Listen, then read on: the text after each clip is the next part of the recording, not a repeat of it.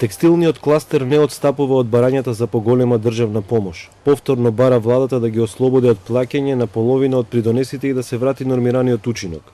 Тие истакнуваат дека расте бројот на компании кои ставаат клуч на врата или странски инвестиции кои се селат во соседството, а се во ова може да доведе и до 5000 отпуштања.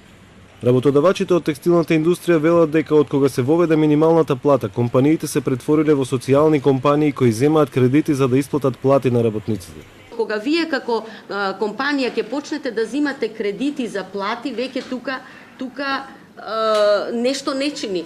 А немојте да мислите дека производната компанија, иако е во минус, она мора да работи. Значи, производството има малце поразлични критериуми и стандарди отколку што тоа е трговија. Статистиките според нив го покажуваат трендот на намалување на производството во трите гранки на текстилната индустрија, а со тоа и намалување на бројот на работниците. Според податоците јануари и април 2018 во однос на минатата година, во производството на облека, обемот на производството е намален за 4%. Во овој период извозот на облека изнесува 523 милиони долари, а додека увозот само 86 милиони долари.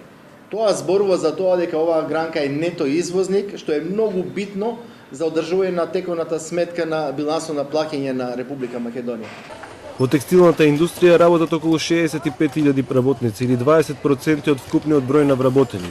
Владата пред една недела не ги прифати барањата на работодавачите од текстилната индустрија за поголеми бенефиции.